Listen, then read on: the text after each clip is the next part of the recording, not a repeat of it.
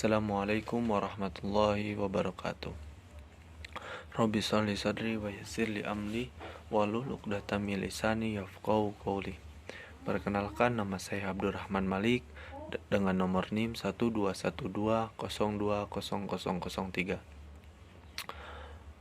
Di video kali ini saya akan membahas tentang pemimpin dan kepemimpinan lembaga pendidikan dalam materi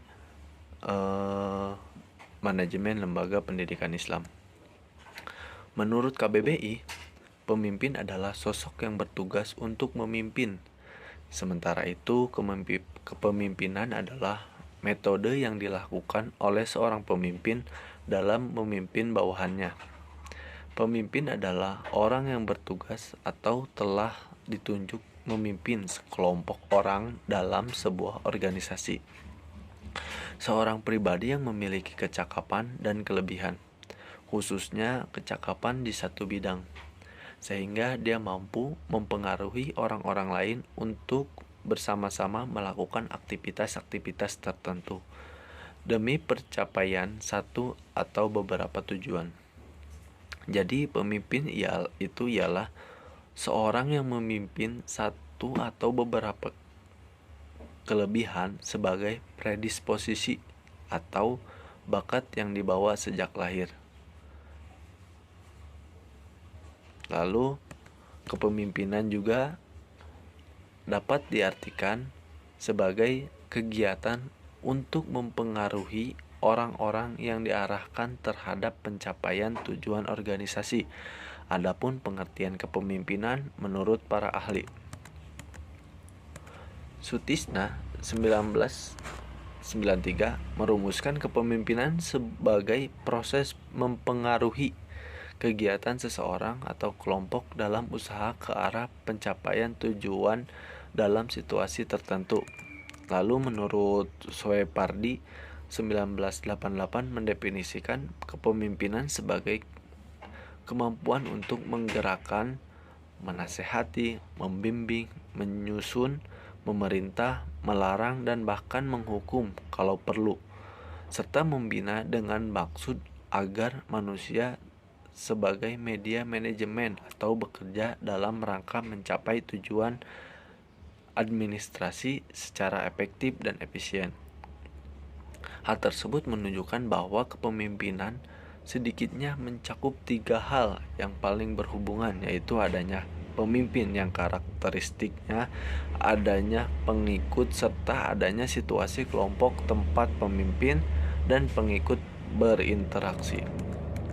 Lalu ada menurut Soekarto Indra Fahrudin 1993 adalah kemampuan dan kesiapan yang dimiliki oleh seseorang untuk dapat mempengaruhi, mendorong, mengajak. Dengan demikian, kehidupan suatu lembaga atau organisasi sangat ditentukan oleh peran seorang pemimpin. Kepemimpinan yang efektif menurut Marno Trio Supriyatno 2008 adalah kepemimpinan yang mampu menumbuhkan dan mengembangkan usaha kerja sama serta memelihara iklim yang kondusif dalam kehidupan organisasi. Kepemimpinan yang baik adalah kepemimpinan yang dapat mengintegrasikan orientasi tugas dengan orientasi hubungan manusia. Lalu saya akan membahas tentang ciri-ciri seorang pemimpin. Muzamil Komar 2007 menyebutkan bahwa ciri-ciri dari seorang pemimpin dalam kepemimpinan pendidikan Islam antara lain memiliki pengetahuan dan kemampuan yang cukup untuk mengendalikan lembaga atau organisasinya. Yang kedua, memfungsikan keistimewaannya yang lebih dibanding orang lain. Quran Surat Al-Baqarah ayat 247. Lalu yang ketiga, memahami kebiasaan dan bahasa orang yang menjadi tanggung jawabnya. Terdapat pada Quran Surat Ibrahim ayat 4. Lalu yang keempat, mempunyai karisma atau wibawa di manusia atau orang lain. Quran Surat Hud ayat 91. Bermuamalah dengan lembut dan kasih sayang terhadap bawahannya agar orang lain simpatik kepadanya. Quran Surat Al-Imran ayat 159. Bermusyawarah dengan para pengikut serta mintalah pendapat dan pengalaman mereka. Quran Surat Ali Imran ayat 159. Lalu yang ketujuh, mempunyai power dan pengaruh yang dapat memerintah serta mencegah, karena seorang pemimpin harus melakukan kontrol pengawasan atas pekerjaan anggota, meluruskan kekeliruan, serta mengajak mereka untuk berbuat kebaikan dan mencegah kemungkaran. Quran Surat Al-Hajj ayat 41. Lalu yang terakhir, bersedia mendengarkan nasihat dan tidak sombong, karena nasihat dari orang ikhlas jarang sekali kita peroleh. Quran Surat Al-Baqarah ayat 206. Lalu pembahasan selanjutnya yaitu konsep kepemimpinan dalam Islam. Kepemimpinan Islam adalah konsep yang tercantum dalam Al-Quran dan As-Sunnah yang meliputi kehidupan manusia dari pribadi, berdua, keluarga, bahkan sampai umat manusia atau kelompok. Konsep ini mencangkup baik cara-cara memimpin maupun dipimpin demi terlaksananya ajaran Islam untuk menjamin kehidupan yang lebih baik di amanah di apa ya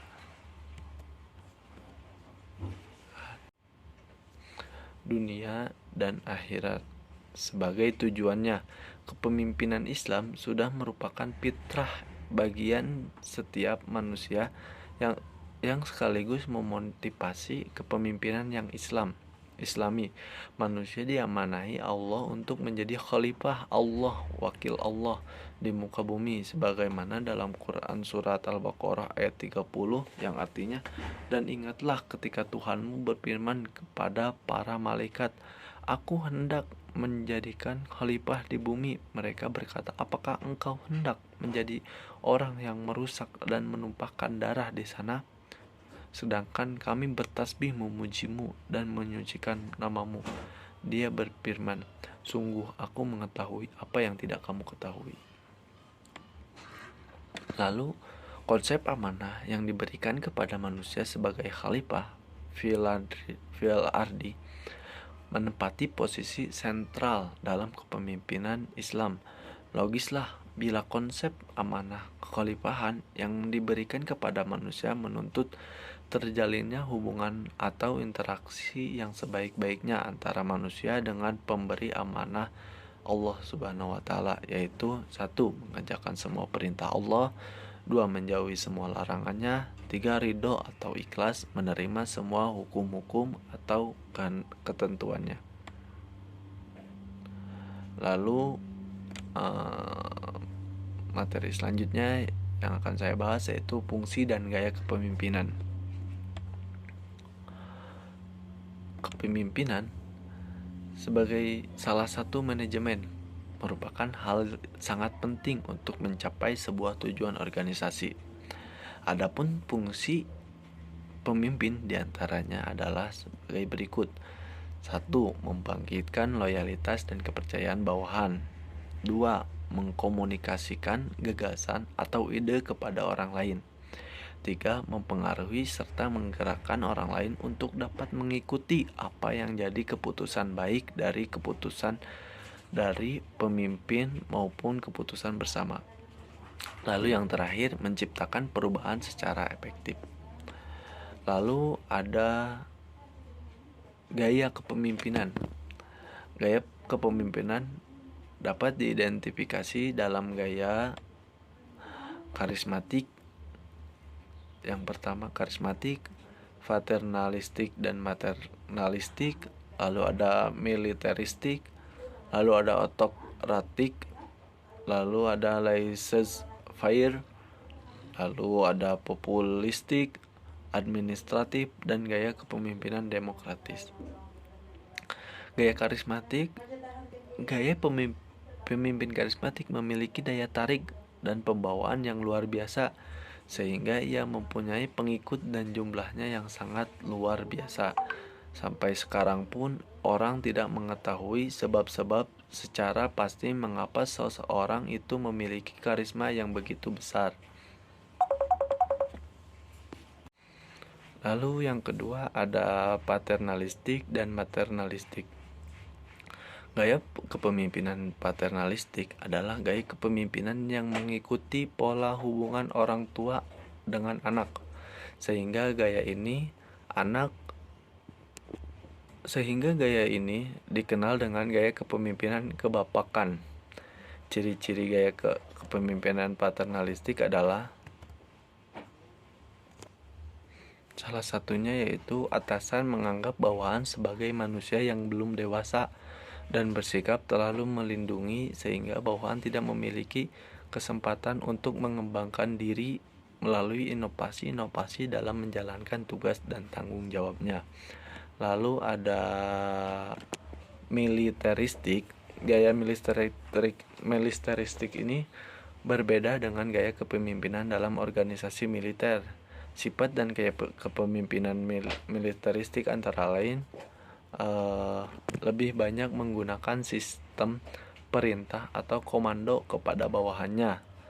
Lalu ada menghendaki kepatuhan mutlak dari bawahannya. Yang terakhir, menyenangi formalitas dan upacara-upacara ritual yang berlebihan. Lalu yang keempat ada otokratik.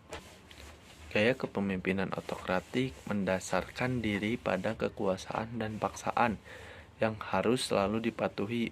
Pemimpin selalu berupaya untuk berperan sebagai pemain tunggal dan berambisi sekali untuk merajai situasi. Lalu yang kelima ada gaya laissez-faire. Gaya kepemimpinan ini sebenarnya seorang pemimpin praktis, tidak memimpin sebab dia memberikan kelompok atau stafnya untuk membuat berdasarkan kehendak sendiri dan memimpin tidak berpartisipasi aktif dalam kegiatan kelompokan. Lalu ada populistik. Gaya kepemimpinan populistik sebagai kepemimpinan yang membangunkan solidaritas rakyat. Kepemimpinan populistik ini berpegang teguh pada nilai-nilai masyarakat yang tradisional dan kurang mempercayai bantuan serta dukungan kekuatan luar negeri. Kepemimpinan dengan ini mengutamakan penghidupan kembali nasionalisme. Lalu ada administratif. Gaya kepemimpinan administratif adalah gaya kepemimpinan yang mampu menyelenggarakan administrasi yang efektif. Sedang para pemimpinnya terdiri atas pribadi yang mampu menggerakkan dinamika modernisasi dan pembangunan. Lalu yang terakhir ada demokratis. Kepemimpinan demokratis menitik beratkan pada bimbingan yang efisien kepada para anggota atau pengikutnya. Koordinasi pekerjaan terjalin baik dengan semua lini. Mungkin cukup sekian dari saya.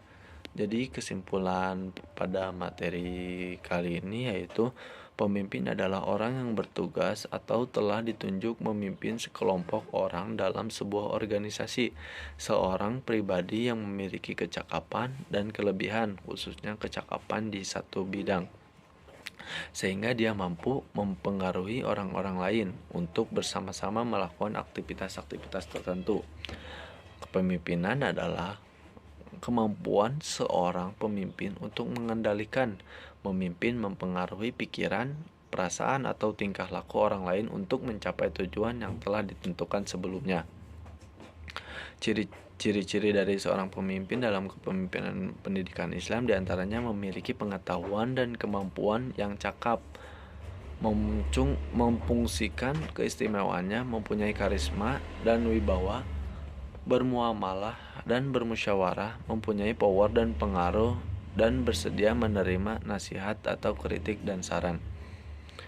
Lalu konsep kepemimpinan dalam Islam merupakan usaha menyeru manusia kepada amal ma'ruf nahi mungkar, menyeru berbuat kebaikan dan melarang manusia berbuat keburukan. Lalu fungsi dari pemimpin yaitu membangkitkan loyalitas dan kepercayaan bawahan, mengkomunikasikan gagasan, mempengaruhi serta menggerakkan kepada kesepakatan, serta menciptakan perubahan secara efektif. Gaya kepemimpinan adalah model tipe yang dimiliki oleh seorang pemimpin dalam memanage suatu organisasi. Mungkin cukup sekian dari presentasi yang saya bisa sampaikan. Kurang lebihnya mohon maaf. Wabillahi taufiq wal hidayah. Waridho wal inayah. Wassalamualaikum warahmatullahi wabarakatuh.